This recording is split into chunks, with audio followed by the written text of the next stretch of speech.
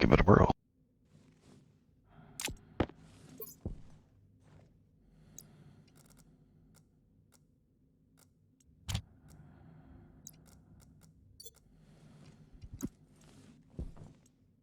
Crank the handle.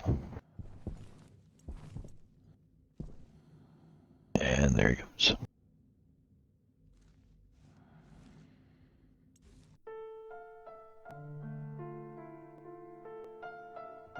Why do we only process one? Alright, folks, welcome back to a new year and a new episode of Let's Play Stationeers.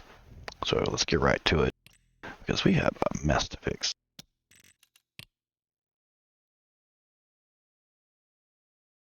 So, what we're going to find out is an important lesson to take away from all this is don't record your Let's Play episodes while you're sleepy. So there are a few things wrong with the current arc furnace setup we have here.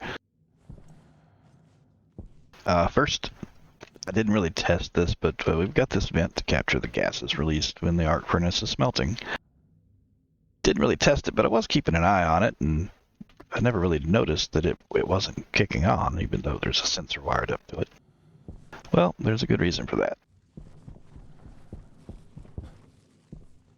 It's not sealed. It's open to the vacuum of space.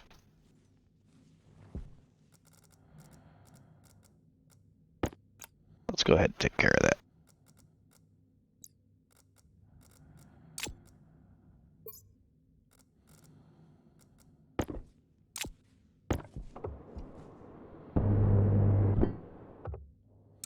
There we go.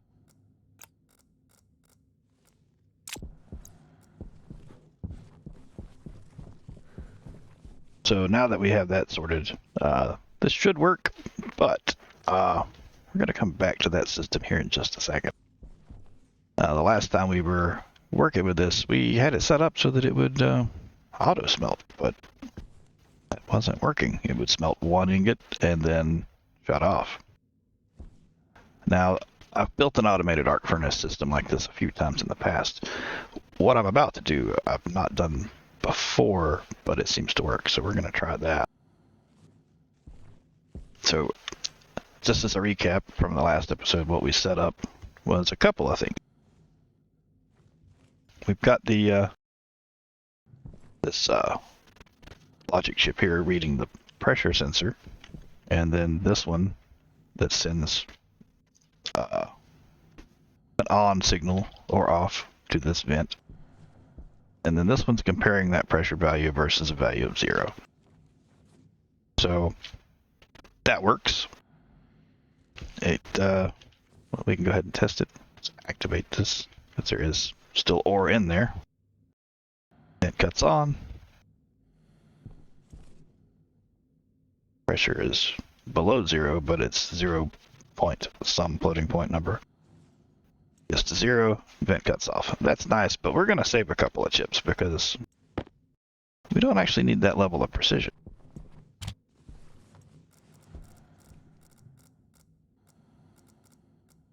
So first thing we're going to do, we're going to get rid of these two.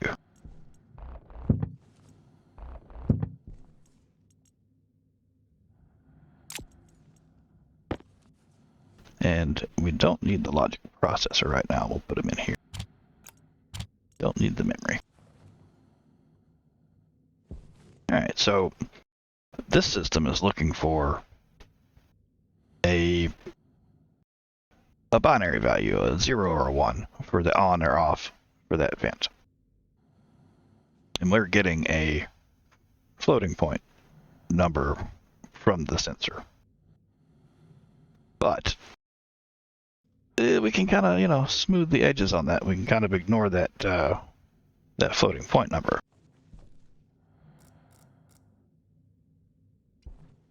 So what we're going to do, take our screwdriver. Now this logic writer, we're going to turn it off so we're not doing something crazy by accident. And instead of taking the input from, well, a device that's gone now, so it has no input, we're going to take the input directly from the logic reader. which is that one there. Yeah. And we're still going to output to the vent, and we're still going to output to the vents on state. And now, theoretically,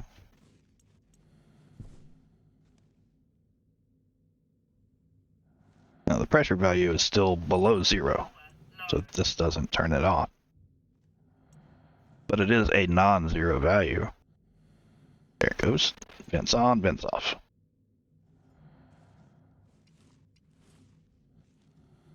So we'll smelt another one and then watch that pressure level, and we can see the vent.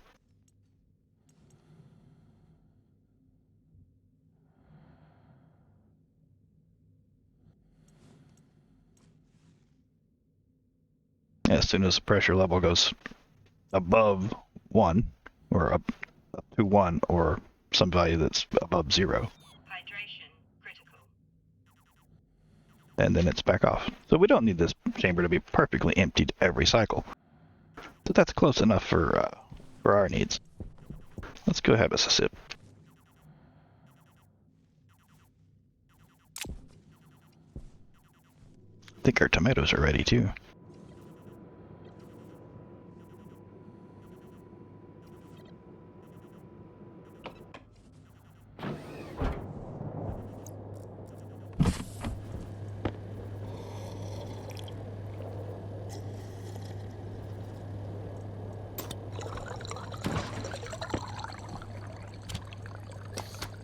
I'll have us a tater too.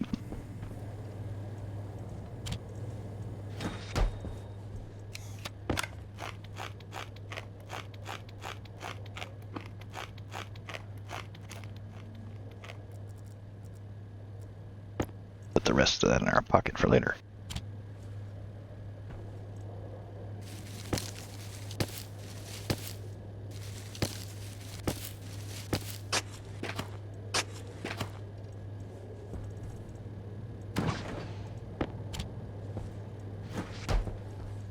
And the corn's not ready yet.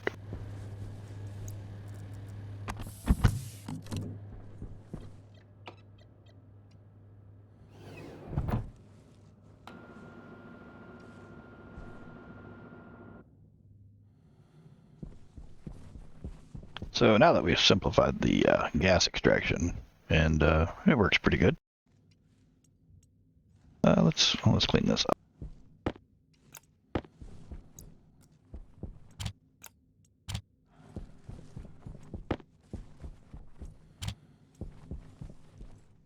Now the second thing we need to fix is this isn't automating properly.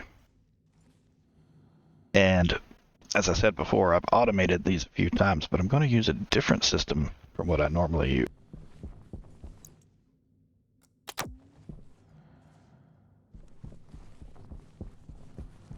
So what we're going to do is we're just going to check if there's anything in there, and if there is, send that value to the activate function. Now I do want to keep this button and the power switch here connected, so I'm not gonna reset the settings on this logic writer, because there are scenarios like if it loses power where there can be or in the import slot and it doesn't check the import slot, therefore it doesn't activate. So we need a way to manually activate it if there's some sort of glitch. So start with, we need 2 logic IO. Grab a couple here.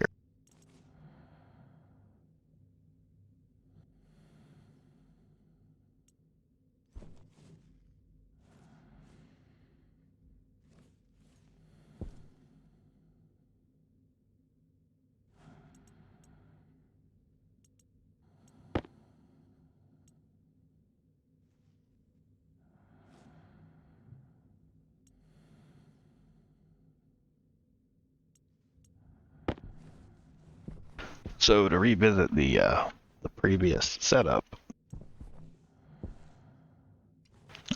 we didn't actually set this up for automation. We really just set it up so that we could put the stuff in, hit the button, and hope it would just keep going. But what's happening, and what was happening in the previous video, is this button is a momentary switch. We click it, it sends the activate. but it doesn't stop sending. And now it's state, if you see on the pop-up there, that logic writer state is 0 because it's writing what the switch is currently at, and its current state is 0. So it tells it to activate, which starts the cycle of doing one unit of OR, but then it tells it to not activate.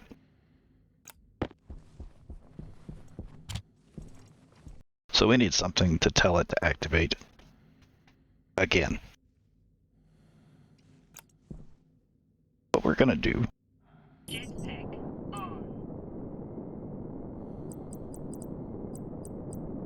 start with a slot reader.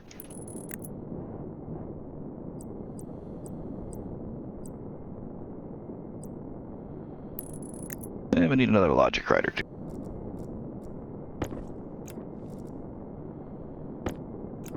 Now let's clean up this wiring.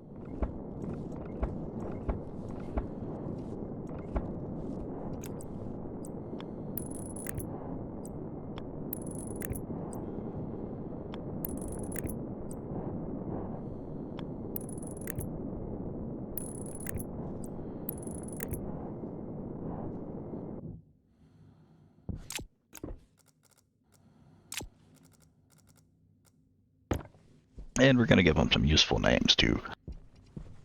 This one's currently arc furnace activate logic writer, which is a little wordy. It's going to get worse.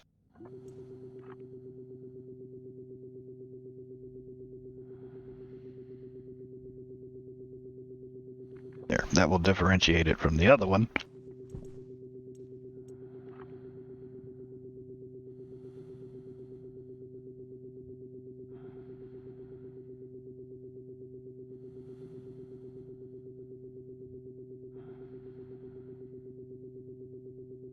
There. So that tells us that that's the one that's activating based off of this slot reader.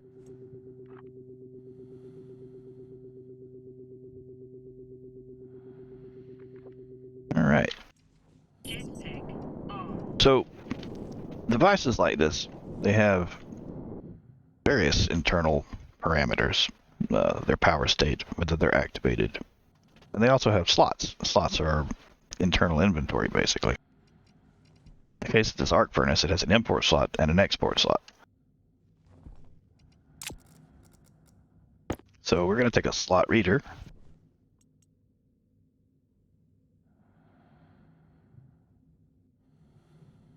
Set it to the arc furnace. We're going to read the import slot. We're going to read quantity from the import slot. Turn it on, and we see we have 23 items in the import slot. Now our logic writer.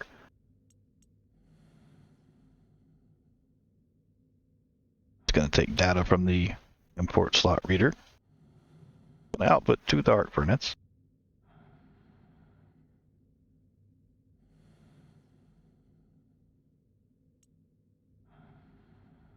And it's going to output to activate.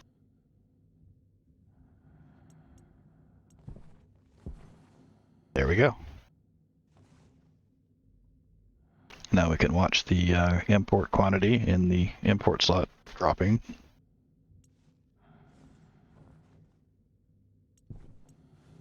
So as I mentioned before, this works fine, but it does have its issues. The arc furnace gets switched off. There's still something in this import slot 1. Drops out what finished.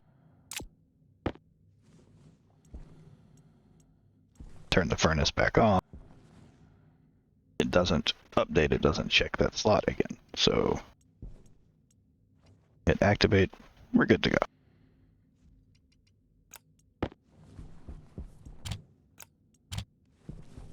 So let's do a bit of another test.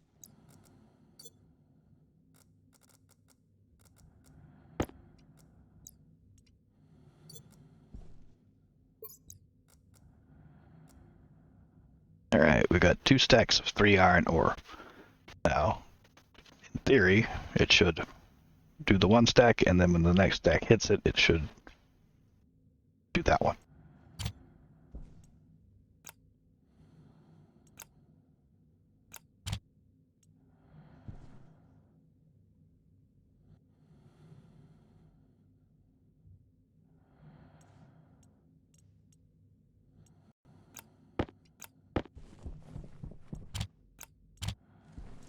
try it with a little larger stack size so we can verify that it feeds the next stack.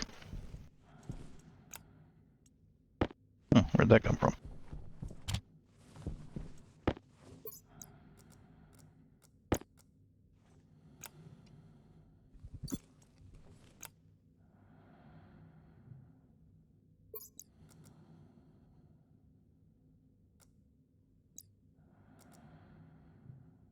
Alright, so we got a stack of 8 and then a stack of 35.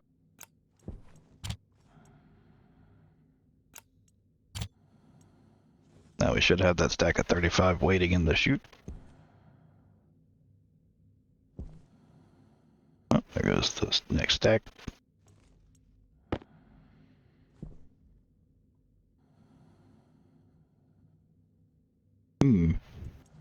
Oh. Ha! We're out of power. Perfect example. Let's turn the Jenny on. So another thing we're going to have to do pretty soon is we're going to have to upgrade this power system because we are not making enough power. Solar alone is not feeding this. But that's okay. We'll get to that. Now, see, we lost power. The arc furnace is back on, but it didn't reactivate. So let's go ahead and turn it on again.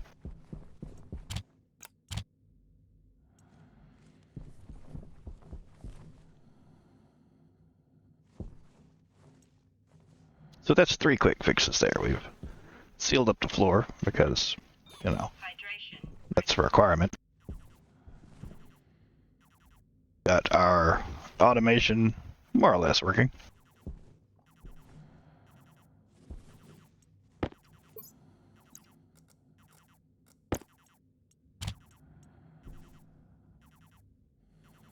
There we go. Nice.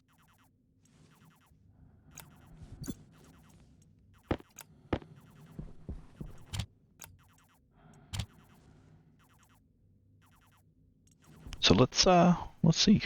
So I put ore in, it automatically starts. That's nice. Yep, there's let's see, what was it? 3 quick fixes, right? Fix the floor.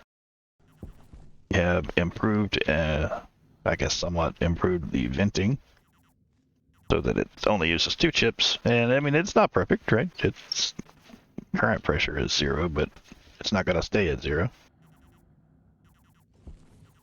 And we've got the automation working. Theoretically, we should be able to just stuff ore in there and it'll smelt it.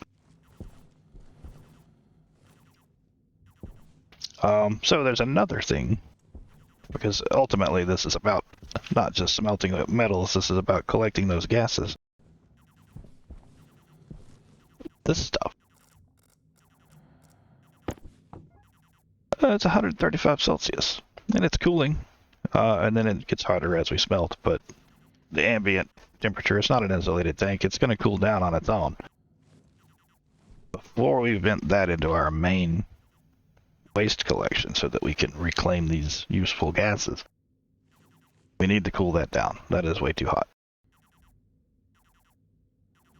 We don't want a potential fire within our storage, for one thing. So what we're going to do, we're going to grab some of this gold for one thing.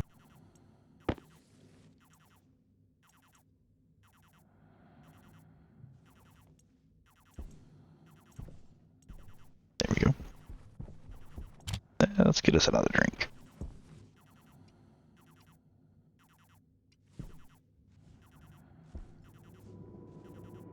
Maybe time to check on that corn too. We might be able to get some corn seeds off of it.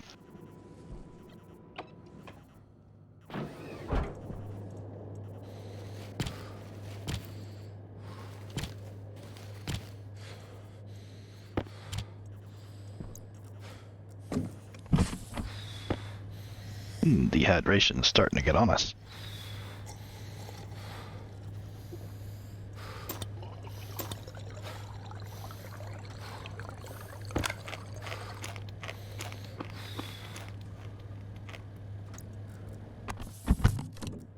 There we go.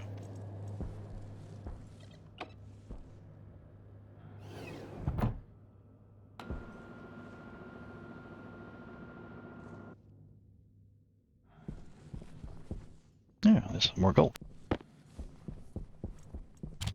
It is an oddity with this. If you interrupt the smelt, it'll spit out what it smelted so far and then spit out one more. Not sure why it does that, but it is what it is.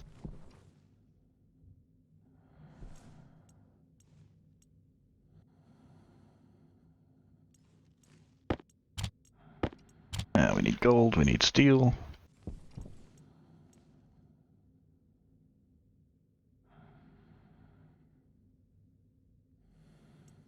And we need some radiators. And what we're going to do is we're going to slap some radiators on this pipe here. Technically, this pipe is part of this storage, so that's all contiguous and connected.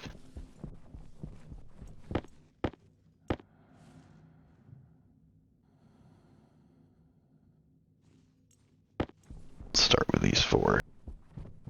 Jetpack on.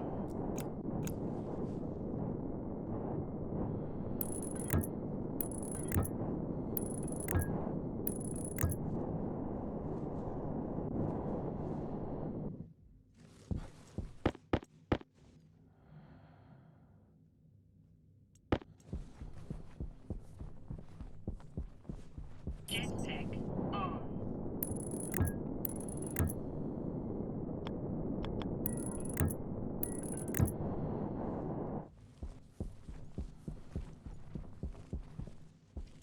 And we're out of gold. Spare cable.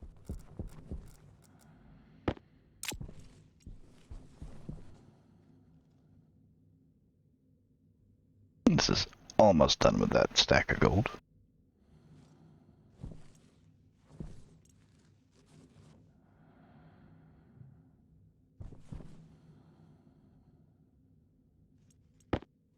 Right. I think we've got room for 4 more.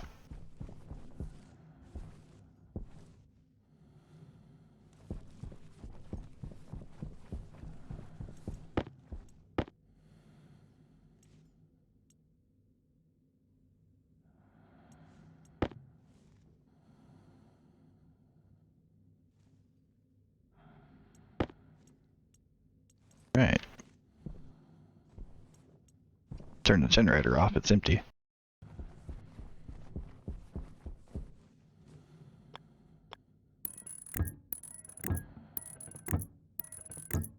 Okay.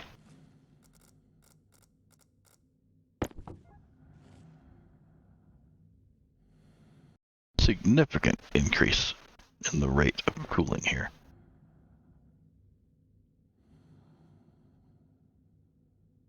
So in the future, what we plan on doing with this is adding controls based on these temperatures and pressures. When these temperatures are at safe levels and the pressure is above 0, then we can flush this tank to our main storage. But I think that'll be something for next time. Last episode ran really long. My goal with these has been shooting for, say 30, 45 minutes, maybe an hour to outside. Last episode was like an hour and a half, I think. That was a bit excessive. But let me know what you think. If you guys want longer format videos or if you want more shorter snippets. Try to focus on, individual topics, not be all over the place. I get a little scatterbrained sometimes. Ideas start flowing. I think for now, this is probably pretty good. I think we're gonna see some improvements from that. But one thing we're gonna have to do soon is we're gonna have to get better power generation, either by adding a few more solar panels, or possibly doing a proper solar plant. Here for the moon, solar is usually your best option, I guess. That and turning off your machines when you're not using them.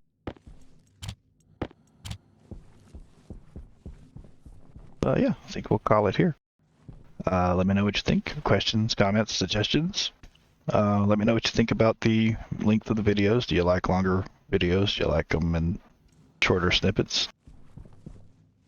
And I guess we'll catch you next time. Thanks for watching, folks.